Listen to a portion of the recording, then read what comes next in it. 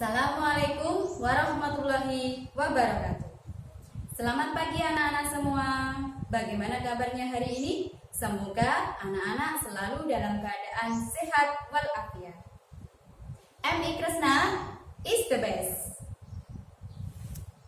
Nah, anak-anak, hari ini kita akan mempelajari tema 2, subtema 1 tentang sistem pernapasan pada manusia. Nah, sebelumnya silakan buka buku pena kalian halaman 79. Bagaimana anak-anak? Sudah ketemu halaman 79? Nah, kalau sudah, perhatikan Busam, kita bahas bersama-sama.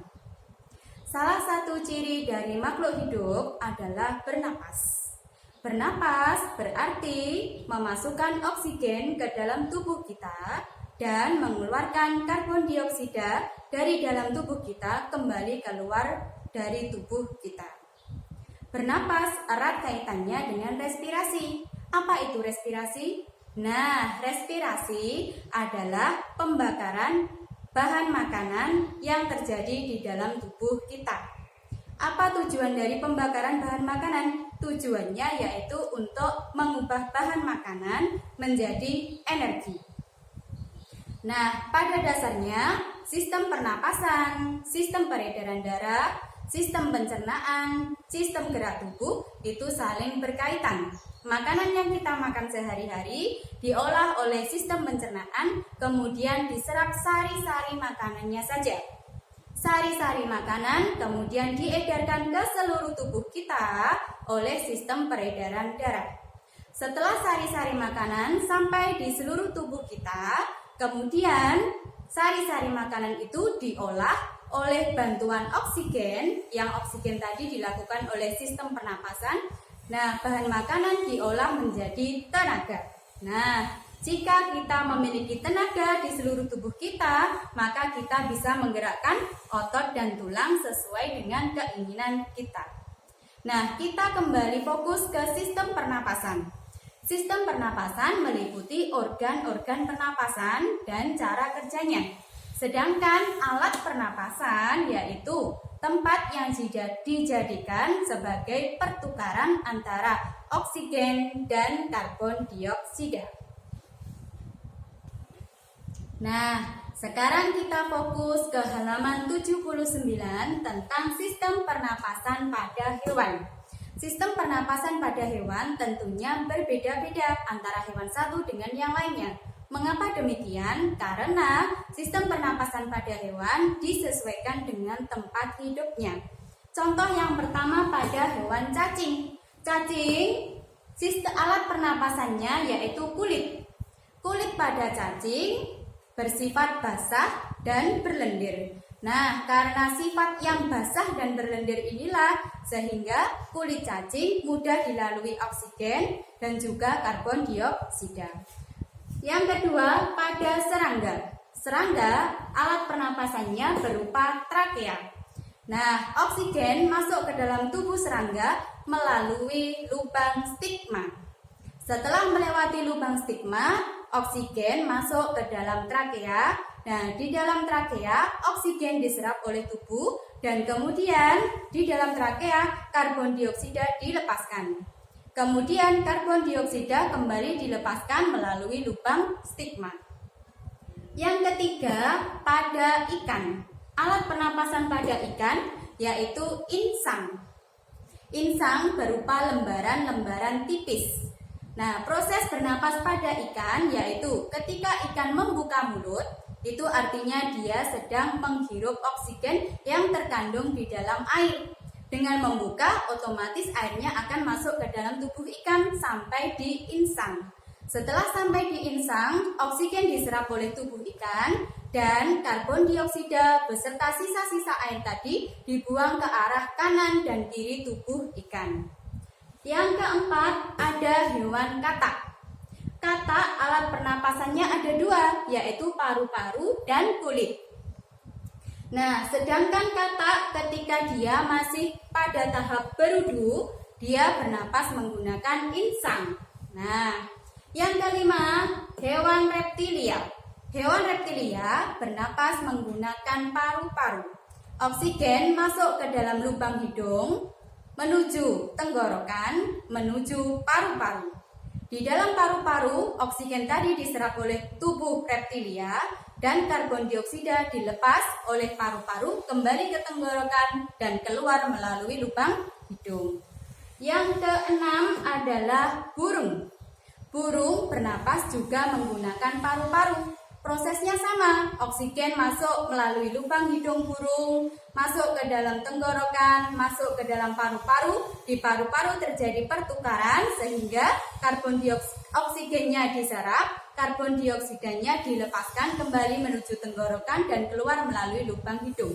Nah, burung ini memiliki ciri khusus. Ketika bernapas, selain dia menggunakan oksigen di dalam paru-parunya, dia juga menyimpan oksigen dalam pundi-pundi udara. Nah, apa fungsinya pundi-pundi udara? Jadi, ketika hewan itu bertengger, tidak terbang, dia bernapas sekaligus menyimpan oksigen di pundi-pundi udara. Gunanya pundi-pundi udara, ketika nanti burung itu terbang, dia tidak bernapas. Dia bernapasnya dengan cara mengambil oksigen yang sudah disimpan dalam pundi-pundi udara tersebut. Dan yang ketujuh ada mamalia. Mamalia dibedakan menjadi dua. Ada mamalia darat dan mamalia air. Untuk mamalia darat seperti kambing, kucing, kerbau, dan lain sebagainya, alat pernapasannya yaitu paru-paru. Proses bernapasnya, oksigen masuk ke dalam hidung, kemudian menuju tenggorokan, kemudian menuju paru-paru. Nah, setelah di paru-paru, oksigennya diserap, karbon dioksidanya dihembuskan kembali ke tenggorokan dan keluar juga melalui lubang hidung. Demikian halnya pada mamalia air, dia juga bernapas menggunakan paru-paru. Contoh mamalia air yaitu lumba-lumba. Nah, itulah sebabnya mengapa lumba-lumba sesekali dia muncul ke permukaan air. Nah, tujuannya untuk mengambil oksigen dan menghembuskan karbon dioksida secara bersamaan. Nah, anak-anak, kita tadi sudah mempelajari tentang sistem pernapasan pada hewan. Sekarang kita beralih mempelajari tentang sistem pernapasan pada manusia. Oleh sebab itu, buka buku pulpena kalian halaman 80. Bagaimana anak-anak? Sudah ketemu halaman 80? Nah, jika sudah ketemu, silakan perhatikan bagian berikut. Sistem pernapasan pada manusia terdiri dari beberapa organ pernapasan. Pada manusia ada 3 organ pernapasan, yaitu hidung, trakea, dan paru-paru itu sendiri. Pada hidung, di sini terdapat rambut-rambut halus dan juga lendir. Apa fungsi dari rambut-rambut halus dan lendir? Rambut-rambut halus ini berfungsi untuk menyaring udara. Dan lendir juga berfungsi untuk melekatkan debu. Selain itu, lendir juga berfungsi untuk menstabilkan suhu udara dan melembabkan suhu udara supaya suhu udara sesuai dengan tubuh kita. Nah, kemudian pada trakea ini dibagi menjadi 3 macam. Ada faring, laring, dan trakea itu sendiri. Faring merupakan tempat bertemunya antara rongga hidung dan rongga mulut. Setelah faring ada laring. Nah, coba anak-anak dipegang tenggorokannya. Terus coba berbicara. Adakah yang bergetar? Nah, yang bergetar itu adalah pita suara. Letak pita suara ada di laring. Jadi ini tempatnya laring. Kemudian setelah laring ada trakea itu sendiri. Memanjang dari pangkal leher sampai ke sini. Namanya adalah trakea. Apa fungsi dari trakea? Nah, trakea ini berfungsi untuk menyaring kembali udara yang sudah disaring dari hidung tadi dan mendorong udara tersebut masuk ke dalam paru-paru. Nah, sekarang organ pernapasan yang ketiga yaitu paru-paru. Paru-paru terdiri dari 3 hal, yaitu bronkus yang merupakan percabangan dari trakea, ini bronkus. Terus bronkus bercabang lagi menjadi bronkiolus. Jadi yang lebih kecil daripada bronkus ini namanya bronkiolus. Sampai bagian yang paling kecil ini seperti pohon ini, kecil-kecil bulat, ini namanya adalah alveolus. Nah, di alveolus inilah tempat terjadinya pertukaran antara oksigen dan karbon dioksida. Nah, anak-anak, sekarang kita akan membahas bersama bagaimana proses pernapasan pada manusia. Nah, awalnya oksigen masuk ke dalam rongga hidung yang disaring oleh rambut dan juga lendir. Setelah sampai di rongga hidung, oksigen masuk menuju faring, menuju laring, dan menuju trakea. Setelah sampai trakea, udara atau oksigen masuk ke dalam paru-paru. Setelah sampai di paru-paru, tepatnya di alveolus, oksigen tadi diserap oleh tubuh dan karbon dioksida dihempaskan, dikeluarkan. Sehingga karbon dioksida keluar kembali menuju trakea, menuju laring, menuju faring, dan keluar melalui rongga hidung. Nah, anak-anak, kalian sudah mempelajari tentang proses pernapasan pada manusia. Nah, sekarang kita beralih ke halaman 91. Sudah siap anak-anak? Halaman 91. Nah, pada halaman 91 kita mempelajari tentang proses pernapasan pada manusia. Tadi sudah kita jelaskan bersama-sama ya. Awalnya oksigen masuk menuju rongga hidung, faring, laring, trakea, masuk ke dalam paru-paru. Tepatnya di alveolus terjadi pertukaran, oksigen diserap, karbon dioksida dikeluarkan. Karbon dioksida terus diteruskan ke trakea, laring, faring, dan keluar menuju rongga hidung. Nah, sistem pernapasan pada manusia dibedakan menjadi dua. Ada menghirup dan juga menghembuskan. Proses menghirup itu disebut dengan inspirasi. Ayo disebutkan lagi anak-anak. Proses menghirup disebut dengan inspirasi. Nah, yang kedua, proses menghembuskan nafas disebut dengan ekspirasi. Apa anak-anak? Ekspirasi, benar. Nah, sekarang perbedaan antara inspirasi dan ekspirasi. Coba kita praktekkan bersama-sama. Kita mengambil nafas bersama-sama dengan agak dalam ya. 1, 2, 3. Tahan dulu. Nah, kita ulangi. Tahan dulu. Amati apa yang terjadi pada tulang rusuk kalian.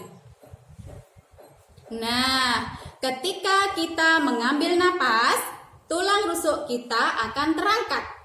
Karena tulang rusuk kita terangkat, maka paru-parunya akan mengembang. Ketika paru-paru mengembang, dia dalam tekanan yang rendah, sehingga udara yang didorong dari trakea tadi masuk ke dalam paru-paru. Nah, kalau sudah, coba kita mengambil nafas tadi, terus dibuang. Kita buang. 1, 2, 3. Coba amati pada tulang rusuk kalian. Nah, tadi awalnya dia mengembang, kemudian tulang rusuknya kembali ke bentuk semula. Ketika tulang rusuknya kembali ke bentuk semula, otomatis paru-parunya juga akan mengempis. Ketika paru-paru mengempis, berarti tekanannya tinggi.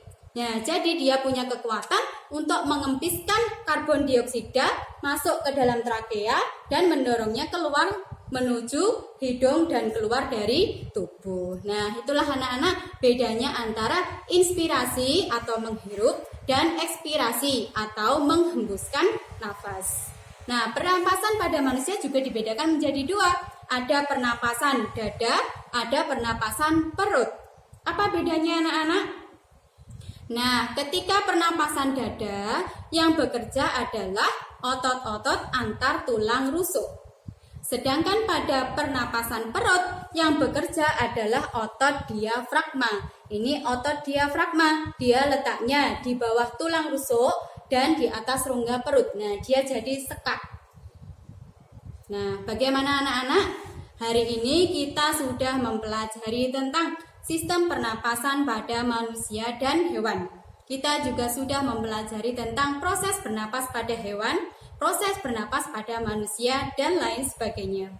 Nah, anak-anak, untuk tugas kalian, gambarlah bagan sistem pernapasan pada manusia di buku tugas kalian lengkap dengan fungsinya. Nah, dari Ibu cukup sekian. Jangan lupa anak-anak terus belajar, berlatih, dan berkarya. Ibu akhiri, wassalamualaikum warahmatullahi wabarakatuh.